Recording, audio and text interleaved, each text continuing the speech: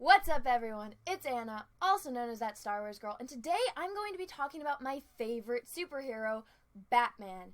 Now, if you guys have been paying attention to what's been going on with the DCEU and compare it to what's been going on in the MCU, you will know that one is very successful and doing well. They've only had, one little trip when it came to, controversy with the fans, and then the other one, which is just trying to pump out movies and compete with the other and try to do a different style of it, and it's just kind of not working. And the two movies that have been successful, only one of them was good, the other one was kind of atrocious, but because people are so used to horrible movies now and bad writing, they accepted it because it was fun. So I'm pretty sure you all can guess which one Marvel is and which one DC is.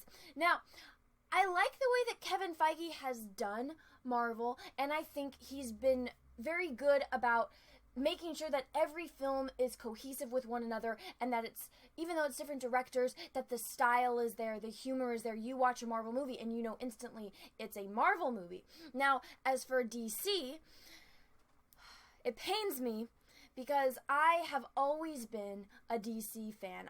I prefer DC to Marvel. And that doesn't mean I don't love Marvel. I just prefer DC. I prefer the storytelling in, DC Comics, Detective Comics. I love learning about that. And one of the main reasons is because a hero is only as strong as the villain. Superman, yeah, he's got all these superpowers, but he wouldn't need to use them if he didn't have to go against the people that he goes against. Lex Luthor, that's freaking scary. The fact that Superman's arch enemy, Lex Luthor, is just a human, and it's just a very intelligent, evil guy that uses his mind against Superman. Wow, how compelling. Batman, the greatest written character of all time. And you can go look, it's been nominated that on websites, and I agree with it. I think Batman is one of the most dynamic characters ever written because he doesn't have superpowers. He's just a guy who was well off in life, and shit happened when he was a kid, and the evolution of how he becomes a superhero is so incredibly fascinating, that this man that just happens to have money is so against murder and killing, and that the justice system didn't do it. They didn't bring justice to the murder of his parents, so he took justice into his own hands. And because of that, he is an enemy of the state, and he is a target for every single villain. And all of Batman's villains are some of the most vile you can ever imagine. And he doesn't have superpowers, and he still can fight them, and he is still the hero. He is one of the main members of the Justice League. And if you look at the DCEU, and look at the Justice League movie, and you probably were as appalled as I am if you actually know the history of the Justice League and you know how it was formed, and that it was Superman that formed the Justice League with Jean the Martian, not Batman. Batman was against it, but he did it out of respect for the other superheroes, out of the friendship, and because he knew at the end of the day they were just trying to accomplish what was right. And that guy doesn't have any freaking superpowers, yet he is one of the main members and one of the most vital people in the Justice League. And then you look at the things that Zack Snyder has said about Batman, that, oh, if you think that your superheroes don't kill people, that they don't embezzle money, then you're living in your own fantasy world. Heck yeah, I'm living in a freaking fantasy world, because this is fiction. This is not real life. And yes, the DCEU, or the DC that I grew up with, it was more real than I felt Marvel was. Marvel's all fantastical. There's Infinity Stones. You're going through outer space, which DC has its own version of that. But just the way that the villains are and the dynamic between them, even though it's a fantastical world, you got superheroes and supervillains. The underlying message behind it is so real. And you can just look at Batman and think, wow, I don't have any superpowers, but if I saw my parents get murdered when I was a child and the justice system didn't do it for me, and I had all this money and I had the capability to become a superhero, heck yeah, I would do it. Heck yeah, I would go and get vengeance on the person that murdered my parents. And that's why Batman is so relatable to so many people, and that is why you can go anywhere on this planet and show someone the bat symbol and they will know exactly who you're talking about. So the way Zack Snyder is talking about this, it doesn't seem like he cares. It really doesn't. He hasn't done any of these movies true to the character. The closest he got was Wonder Woman. And that was an incredible movie. I think that is actually my favorite movie in this DCEU. Everything else, I think they should just scrap and start over again. I don't think they will because he has too much pride. I feel like Warner Brothers probably has too much pride. But if you just stuck to the source material, you can see how well Marvel is doing by them doing that. They did change a few things to make it work within, the films, but you as a moviegoer going in, it's something that you can look past. Even me, someone that has read the comics, and I'm looking at Iron Man, and it doesn't show, the fact that he's an alcoholic as much in the movies, but and it helps the story along. They don't need to focus on his alcoholism to show that he's still tormented as a human being. Now you go look over at Superman. What the hell was that movie? Come on. They made better Superman movies in the 80s. And those ones were good. Those were fantastic Superman movies. Man of Steel, what the hell was that? That was not Superman. The fact that you think that Clark Kent wouldn't save his father, that just shows how much you do not understand Superman. You do not understand the character. You do not understand what type of person he was. And the fact that there was, only 20 to 30 people there, they would all understand for a man to go and save his father, and I'm pretty sure none of those people would have said anything because they all are probably from that area, and they would all be like, wow, it's Superman. They would all 100% keep his freaking secret just because everyone on this planet has a father and knows what it's like to not want your freaking parent to die. So, you don't understand Superman. You don't. And then you go and do this Batman, the Batfleck, which was just one of the worst things I've ever seen. Batman versus Superman? Are you kidding me? Are you freaking kidding me? Not only does that not even happen, but you want to go and look at Doomsday and see when Superman actually fights? It's when the Justice League has already been formed. It's when the Justice League Unlimited has been formed. Superman is doing a freaking interview. All these other superheroes are trying to kill him, and guess what? They're failing. They're getting hurt. They're having to go to the hospital because they can't freaking beat him, and Superman has to leave the interview, fly over, and go and beat him. And he doesn't. And that's a really long comic if you want to go and read that. If you want to do your research on these characters, if you want to make money on these characters, and you want to do interviews where you don't have to complain, oh my gosh, all these fans are so irritating, get over it. You think Batman doesn't kill people? Well, then you're wrong. The only time Batman would kill someone is if they're fighting him and it's in self-defense. That is Batman. That is his whole purpose. That is his goal. He doesn't want to kill people. If he doesn't by accident, then it scars him, and he has their ghosts following him mentally, if not physically, because, we're in a fantastical world. This is make-believe. Same with Superman, and it's just frustrating, the fact that he's going to go and do interviews saying that, oh, you know what, you're just living in this fantasy world because the heroes, you can't understand, you can't take the fact that they have problems and they embezzle money and that they kill people. Dude! If you don't want to complain about people calling you out on how your characters aren't accurate, then read the source material, do some studying, because look at the way you've gone. Yeah, your movies make money, but they're not good. Nobody's going to watch them anymore. And in 10 years, when people do remakes, it's going to be better, and because everyone, or the people that work on the future movies, are going to look back and see your failure and fix it and make sure this is exactly how not to make this movie. That is what they are going to look at your movies as. Because, like I've said in the beginning of this video, I love Detective Comics. I love the DC universe. I prefer the DC universe. I thought Wonder Woman was fantastic. I could not stand any of the other movies.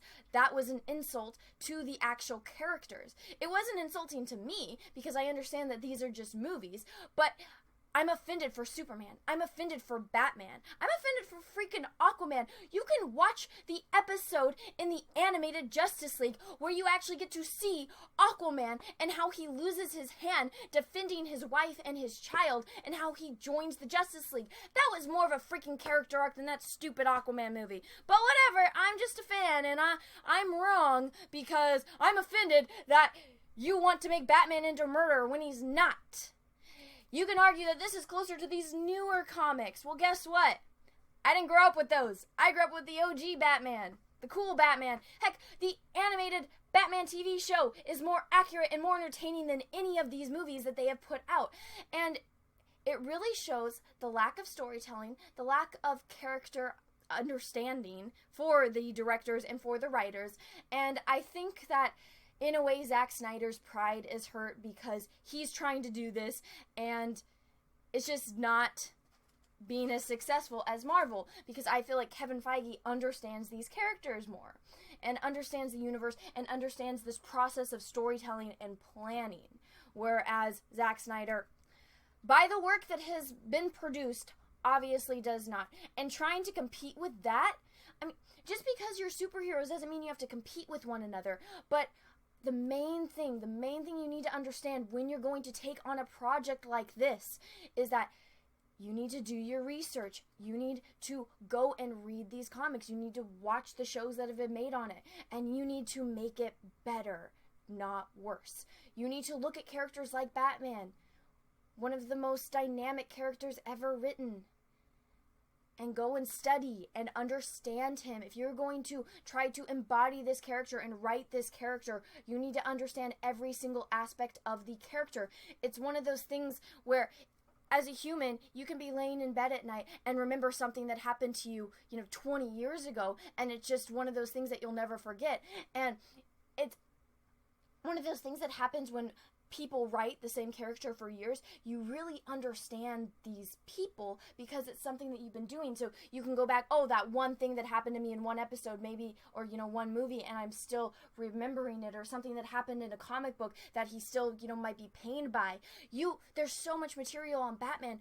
Go and write little things like that in to add to the dynamic of the character, and then actually read what the overlying plot is, so that way when you're writing from point A to point B, you'll actually know and it'll make sense why you make these big dramatic choices. Don't go and throw in a movie like Batman versus Superman because you want to get everyone hyped that Batman and Superman are gonna fight, when it's like, it's a freaking god versus Batman. Yes, Batman is incredibly intelligent. Okay, so you want to tell me that Batman made a freaking spear? He made a spear to throw at Superman. I know Batman is against guns, and that's been a huge thing, but wouldn't you think even if you're against guns, you would just get a dart or a sniper rifle and be on the other side of the city and just to Superman? I mean, when you watch the animated show and you see in Superman the Animated Series when Bruce Wayne and Clark Kent meet and how Clark is able to see through Batman's mask. He's like, Bruce Wayne? And he's like, what? Not fair. And then later that night, when Clark is, taking off his Superman suit, he sees the little bat tracker on him, and Batman's on the other building with binoculars, and he sees that it's Clark Kent. Batman is, he's sneaky and he's smart. He could have very easily gotten the kryptonite on him, but a spear? Are you kidding me? Who wrote this? That was one of the stupidest movies I've ever seen, one of the most miscast movies I've ever seen, and then the Justice League was just a dumpster fire I kept sitting there going, this can't possibly get worse. It couldn't possibly get any worse, and then it does. So Zack Snyder, if you're gonna go out and start cussing out fans because they are bringing actual evidence in front of you, showing you, hey, this isn't what Batman's like. This has never been what Batman's like. Why are you murdering Batman's character? And then Zack Snyder, you want to go, well, F you. You guys don't understand. You want to live in your fantasy world that superheroes don't do bad things. Yes, this is fantasy. In this fantasy, when a superhero makes a mistake, they are scarred for life. It changes them. It evolves them. Look at the dynamic between Bruce Wayne and Jason Todd. Why don't you do something like that if you want to show this real life stuff with mistakes that are being made? Do that. People would love that. But no, we get Batman versus Superman and the Justice League. So, you know what, Zack Snyder, if you're going to keep complaining, you're kind of doing this to yourself because you do not understand the characters that you're writing for. That is why Marvel is doing phenomenally well, and that is why DCEU is kind of...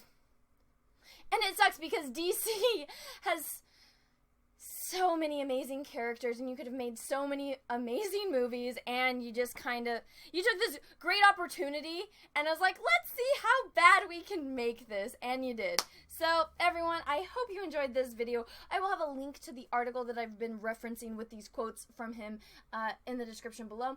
So, if you liked this video, go ahead and give it a thumbs up. If you didn't, that's okay too. And please let me know what you think about this whole situation in the comment